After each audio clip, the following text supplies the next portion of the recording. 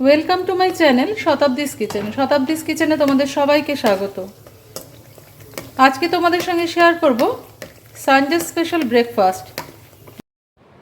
আলুর তরকারিটা করবার জন্য দেখো আমি এখানে 1 বাটি আলু কেটে ধুয়ে পরিষ্কার করে নিয়েছি, আর এখানে নিয়ে নিয়েছি হাফ বাটি পরিমাণে ছোলার ডাল, মানে 2 টেবিল স্পুন ছোলার ডাল আমি 2 থেকে 3 ঘন্টা সময় জলে ভিজিয়ে রেখেছিলাম।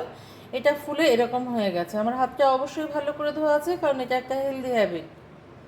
তো এই ডালটাকে এখন আমি সিদ্ধ করে নেব। সেই জন্য দেখো ছোট্ট একটা ট্রিক্স বলে দিচ্ছি তোমাদের।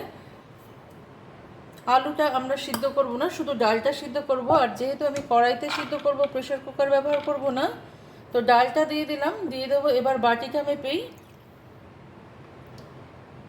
যে পাত্রটা নেবে সেই পাত্রটা মেপেই জল দেবে। খুব বেশি জলের দরকার নেই আমাদের।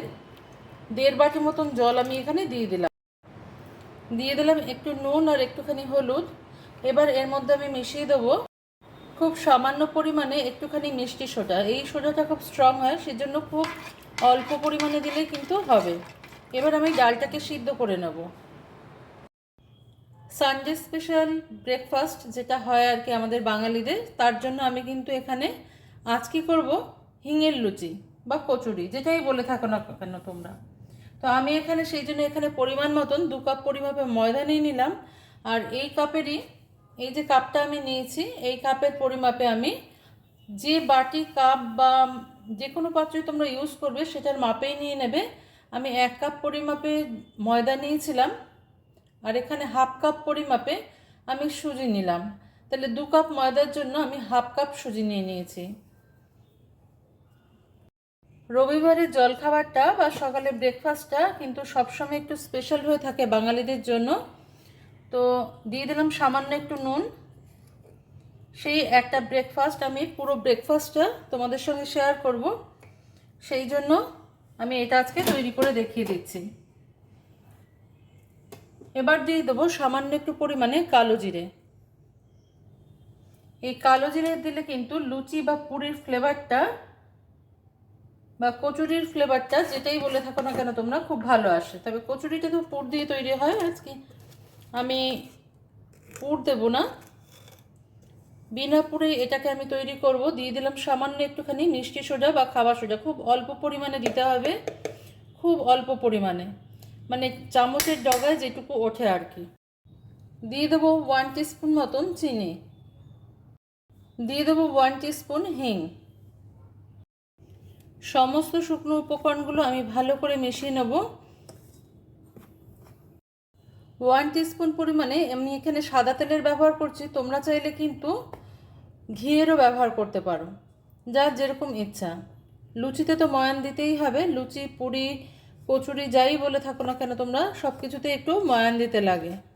তো সেইভাবে পরোটাতেও ময়ান দিতে লাগে, সেইভাবে আমি একটু ময়ান করে নেবো এটার মধ্যে। দিয়ে আমি নর্মাল টেম্পারেচার থাকা, রুম টেম্পারেচার থাকা জল দিয়ে কিন্তু এটাকে অল্প অল্প করে মেখে নেব।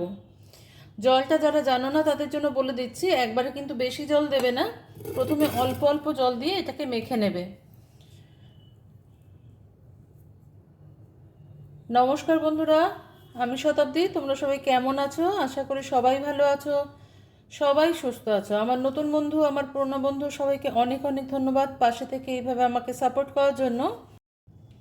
দেখো ময়দাটা আমার মাখা হয়ে গেছে। এটা আমি একটু সেমি সফট ডো রেখেছি, কারণ যেহেতু এর মধ্যে সুজি মেশানো আছে, তো সুজিটা একটু ফুলবে, সেই জন্য আমি একটুখানি সেমি সফট রেখেছি, মানে অল্প নরম রেখেছি আমি ময়দাটাকে। এমনি লুচি যখন আমরা সাধারণ করি তখন সেটাকে আমরা একটু শক্ত ছেনে থাকি, কিন্তু এক্ষেত্রে কিন্তু যেহেতু সুজি মেশানো হয়েছে, সেই জন্য কিন্তু এটাকে একটু নরম করে মাখতে হবে। আমি একটুখানি উপরে তেল দিয়ে এটাকে ঢাকা দিয়ে কিছুক্ষণ সময় রেখে দেবো এক পাশে। এবার আমরা আলুর তরকারিটা তৈরি করে নেব। ময়দাটা মাখতে মাখতেই কিন্তু দেখো আমাদের ডালটাও হয়ে গেছে। আমি একবার দেখিয়ে দিচ্ছি ডালটা। এটা কিন্তু পুরোটা গলে যাবে না, কিন্তু এটা নরম হয়ে গেছে।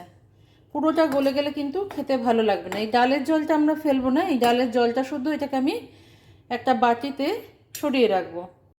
সেই একই কড়াই আমি বসিয়ে দিয়েছি, দিয়ে দেবো এখানে কিছুটা পরিমাণ তেল। খুব বেশি তেলের প্রয়োজন হবে না আমাদের এখানে। এখন এই তেলে আমি ফোড়ন হিসেবে দিয়ে দেবো একটুখানি জিরে,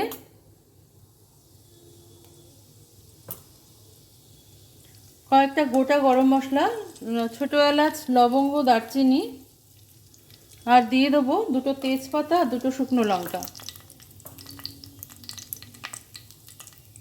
তেলটা আমাদের গরম হয়ে গেছে, ফোড়নটাও আমাদের হয়ে এসছে।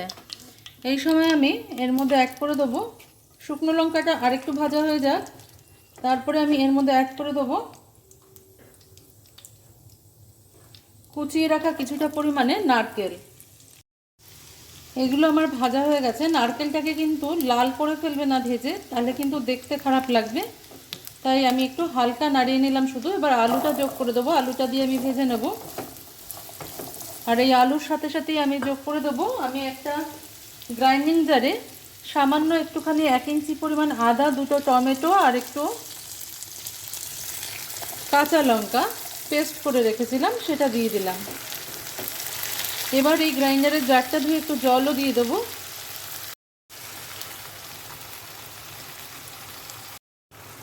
এর মধ্যে আমি এখন একটুখানি হিং যোগ করে দেবো,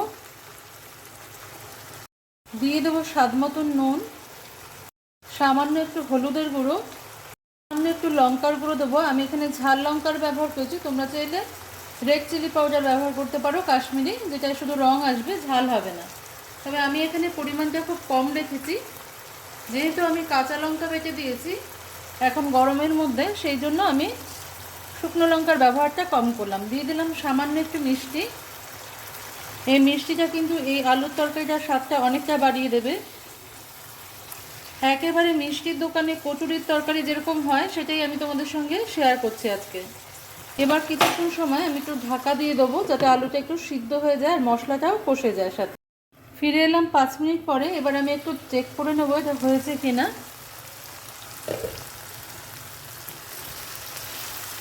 মশলাটা কিন্তু আমাদের কষে গেছে। এবার আমি কিন্তু এই সিদ্ধ করে রাখা ডাল, যেটা আমি জল শুদ্ধ রেখে দিয়েছিলাম, এটা যোগ করে দেবো। আর সাথে দিয়ে দেবো আর একটুখানি জল, যাতে একেবারে আলুটা সিদ্ধ হয়ে যায়। এটা কিন্তু একটু ঝোলঝোলে মাখা মাখা হয়। যে বাটির পরিমাপে আমি ডালটা দেখালাম তোমাদের, সেই বাটিরই 2 বাটি জল আমি অ্যাড করে দিলাম এর মধ্যে। নুন মিষ্টিটা নিজেরা নিজেদের মতন চেক করে নেবে, যে যেরকম স্বাদের খাও। এবার আমি কিছুক্ষণ সময় এটাকে আবারও ঢাকা দিয়ে রেখে দেবো।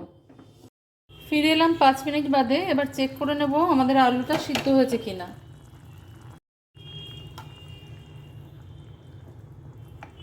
আলুটা সিদ্ধ হয়ে গেছে। এবার আমি কয়েকটা আলু এরকম হাতার পেছন দিকটা দিয়ে একটু ভেঙে ঝোলের সাথে মিশিয়ে দেবো, যাতে ঝোলের মধ্যে একটা ঘন ঘন ভাব আসে আর টেক্সচারটা একটু ভালো হয়। তো এতটুকু ঝোল রাখতে চাইলে তোমরা রাখতে পারো, অথবা এর চেয়ে বেশি বা কম করে নিতে পারো। ও ভাজা গুঁড়ো মশলা, জিরে ভাজা গুঁড়ো করা আছে। কেউ চাইলে কিন্তু তোমরা 5 ফোড়ন ভেজে গুঁড়ো করেও দিতে পারো, তাতেও কিন্তু ফ্লেভারটা খুব ভালো আসে। খুব সামান্য পরিমাণে আমি দিলাম, দিয়ে এটাকে ঢাকা দিয়ে রেখে দেবো। দেখো ময়দাটা সেট হয়ে গেছে, সুজিটা কিন্তু জলটা টেনে নিয়েছে অনেকটাই। তো এই অবস্থায় আমরা আরেকটু সময় মেখে নেব এটাকে।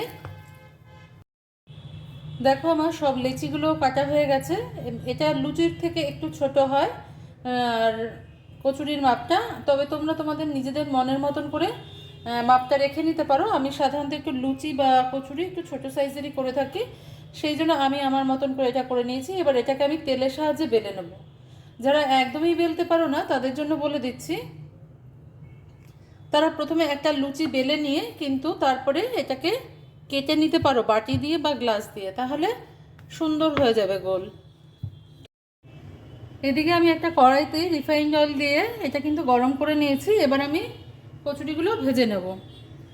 তোমরা সবাই কচুরি ভাজতে জানো, কচুরি ভাজা দেখাবার মতন কিছু নেই, তবু যারা একদমই জানো না তাদের জন্য একটু দেখিয়ে দিলাম। তেলটা সম্পূর্ণ গরম করে নিয়ে তারপরে কিন্তু এরকম করে কচুরিটা ছেড়ে দেবে, নিচ থেকে একটু তেল দেবে, উপর দিকে দেবে, কচুরিটা আস্তে আস্তে ফুলে উঠেছে।